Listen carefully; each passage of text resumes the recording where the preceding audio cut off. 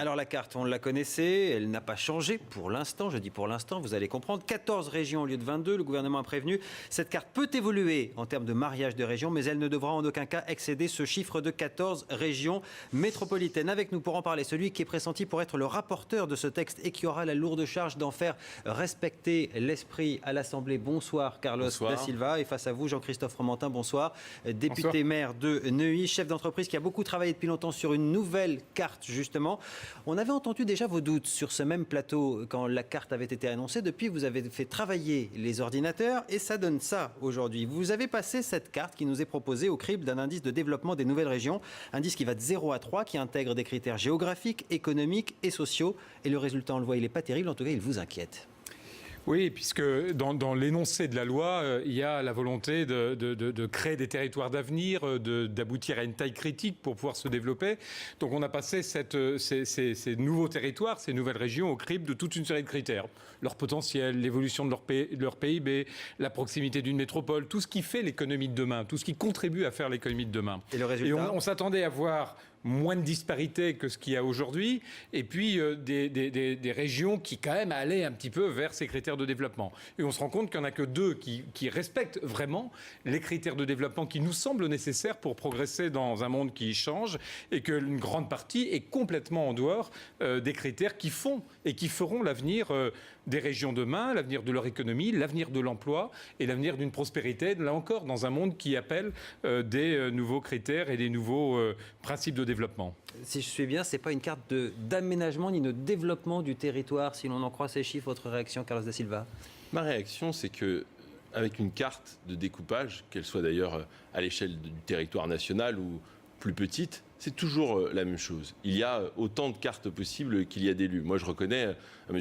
Fromentin de travailler sur ce sujet depuis longtemps. Mais soyons sérieux. C'est une réforme que la gauche et la droite, et particulièrement la droite, ces dernières années, avaient promis. C'est une réforme qui va considérablement rendre plus lisible la France, qui va marier des régions qui, dans les faits, fonctionnent déjà ensemble. Je parle des habitants qui... Tout le monde semble d'accord sur la réforme, mais apparemment, c'est peut-être pas la bonne. J'y viens.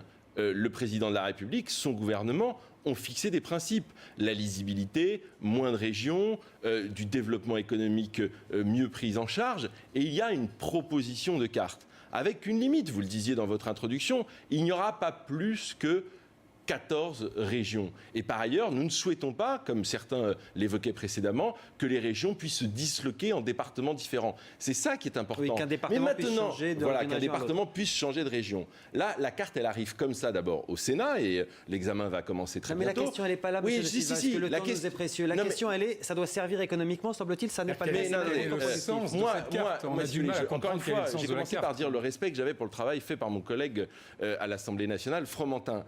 Sauf que ce sont ces critères, ce sont des critères qui sont par ailleurs très intéressants, mais qui n'intègrent pas, par exemple, la culture, qui n'intègrent pas l'identité régionale, qui n'intègrent pas l'histoire, qui n'intègrent pas la réalité de leurs représentants. Parce qu'on ne peut pas d'un côté dire il faut écouter les élus locaux et que ce soit un système, une machine qui décide de critères. Moi, je respecte ce travail et j'imagine qu'il le fera valoir dans l'hémicycle et que nous aurons un débat parlementaire. On parle souvent aujourd'hui de la place du Parlement. Mais moi, je l'invite, et je sais qu'il le fera, car il le fait quand il a des convictions, à porter ses options dans le Parlement. Moi, mon rôle, si demain la Commission des lois me fait confiance pour être rapporteur, c'est pour porter ces critères de lisibilité et de service public mieux armés sur le territoire. Jean-Christophe Fromentin, quelles peuvent être les conséquences, selon vous, de ces résultats que vous avez produits aujourd'hui? Le problème de la carte telle qu'elle est proposée, c'est qu'elle génère des profondes dissymétries, des profondes inégalités.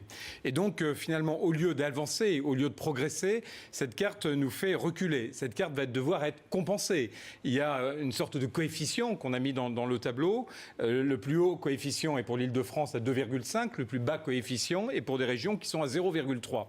Donc, il va falloir rattraper, il va falloir compenser finalement ces Donc vous voulez dire avec des deniers publics pour essayer d'aider ceux qui ne seront pas en développement. Il va falloir à la fois proposer des systèmes très puissants de péréquation et mettre de l'argent public. Parce qu'il y a un développement naturel. Vous voyez, l'histoire des territoires, elle ne s'est pas faite par rapport à un découpage administratif. On n'a pas un jour dit, tiens, on va découper administrativement notre territoire. Je vous rappelle si vous l'histoire regardez des départements. bien, oui, les départements, mais ce n'est pas les départements qui ont fait l'histoire de France. L'histoire de France et l'histoire des villes, c'est fait sur des critères de développement. La Méditerranée, au moment où il y avait une prospérité en Méditerranée, les ports de la façade atlantique, quand il y a eu une prospérité liée au commerce sur l'Atlantique, le long des fleuves. Donc les cartes ont toujours été des projets qui ont correspondu à des flux, à l'évolution des flux, au marché, à la manière dont les gens échangeaient. Et c'est le système administratif qui s'est ensuite posé sur des réalités économiques, sur des réalités sociales, sur des réalités d'échange. Et là, votre carte, ou la carte qui est proposée par le gouvernement, elle fait l'inverse. C'est-à-dire qu'elle oppose une logique administrative à une logique de flux. La carte qu'on a développée il y a quelque temps est une carte qui regarde les flux, comment les gens vivent, comment l'économie se développe, comment les mouvements, comment les flux s'organisent, comment la France se connecte avec le monde. Et ce que je reproche au travail fait par le gouvernement, c'est qu'il oppose une logique administrative à une logique de développement, à une logique de flux. Non, alors que c'est l'inverse qui devrait se poser. C'est qu'on construit sur une logique de développement, je peux pas laisser, une logique administrative. Je ne peux pas laisser dire que c'est une logique administrative. Évidemment qu'elle part d'une réalité. C'est même une logique politique. Elle parle d'une réalité administrative. Les régions, elles existent. Les départements, ils existent. Les villes, elles existent. Et nous devons composer avec les territoires tels qu'ils existent. Et d'ailleurs, de ce point de vue, quand on rentrera dans le débat, et on va vite y revenir sur la métropole du Grand Paris, on verra qu'il y a de grosses dissensions entre celles et ceux qui veulent garder leur argent, et notamment dans les Hauts-de-Seine, et celles et ceux qui, à gauche, par exemple, voudraient une plus grande péréquation.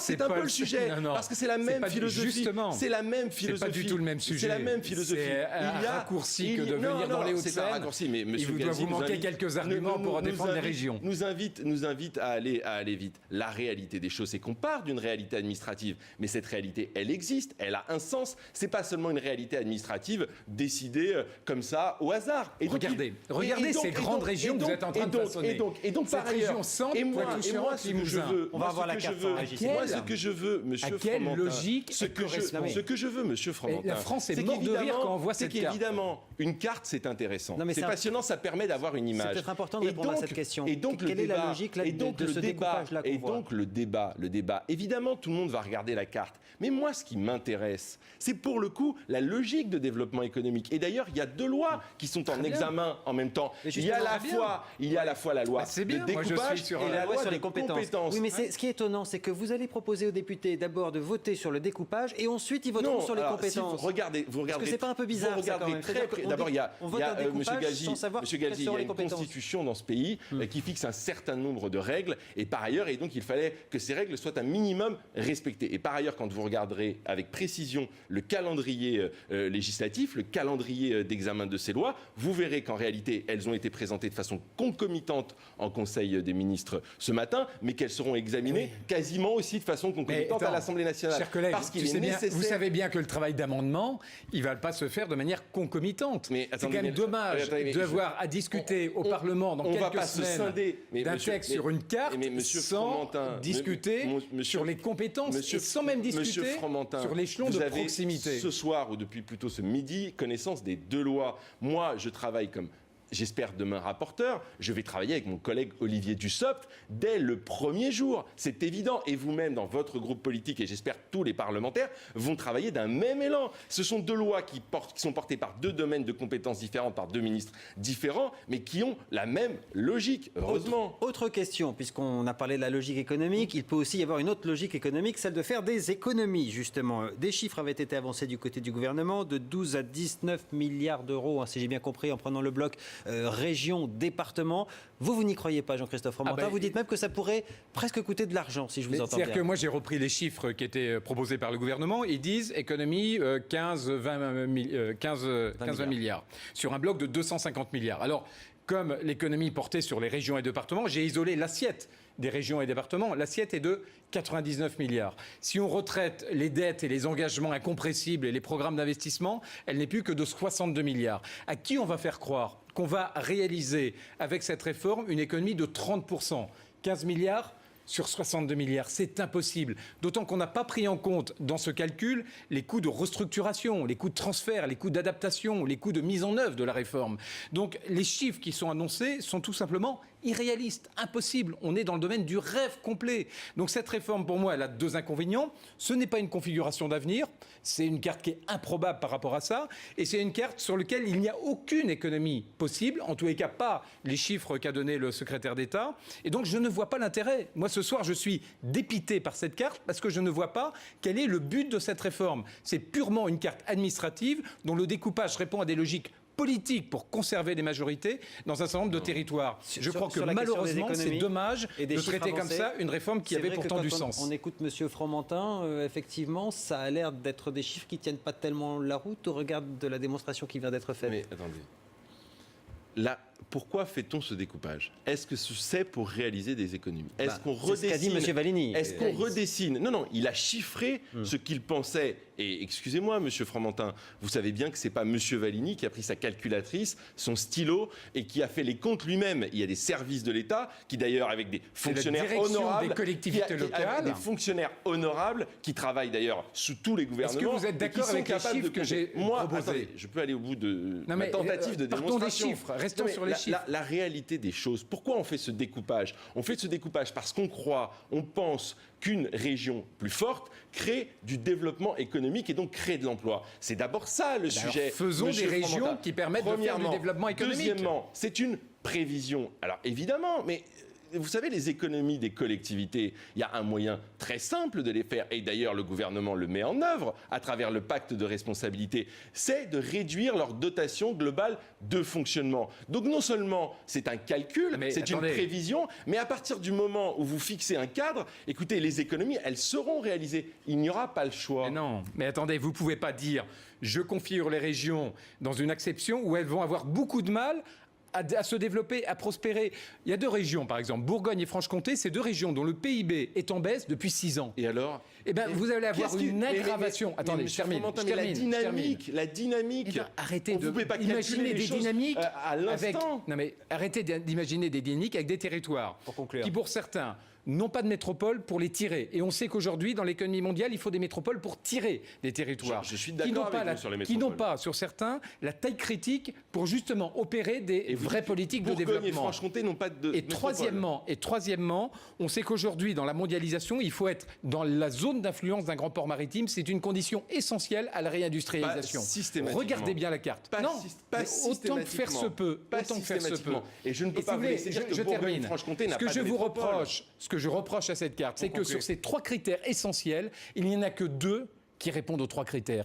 Et je crois que ça, c'est extrêmement grave d'avoir conduit une réforme qui n'est pas plus visionnaire sur l'exigence d'avenir. Mais la vision de M. Fromentin, c'est qu'il construit des critères, il applique ces critères, mais encore une fois, ces critères, on peut en discuter à l'infini, et il dit ça ne va pas. Mais moi, attendez, j'invente tous les critères que je veux. La question qui va se poser pendant cette réforme, pendant ce débat, pendant ce débat, la question qui va se poser, on a bien compris. C'est simple. Votre feuille de route en tant que futur rapporteur, c'est quoi? C'est qu'on la modifie le moins possible, cette carte? Non, mais moi, j'ai pas d'objectif de ce type. Moi, l'objectif, c'est que je pense que l'union des régions, au fond, va constituer une force considérable. Donc moi, j'ai un objectif de réduction du nombre de régions pour le porter à 14 maximum. Et dans ce cadre-là... Pourquoi pas 15 ou 12? Mais parce qu'il faut bien que l'exécutif joue son rôle, monsieur Fromentin. C'est là où maximum. Le président de la République, il a annoncé 15, mais 12, 14. Pourquoi pas 16 ou 13 demain? Mais parce qu'il faut une taille minimum pour qu'elle se développe. C'est un débat que vous poursuivrez sur les bancs de l'Assemblée nationale, j'en suis sûr, avec les convictions qui sont les vôtres en tout cas, et qui vous ont ce soir, je l'espère, éclairé. Merci messieurs.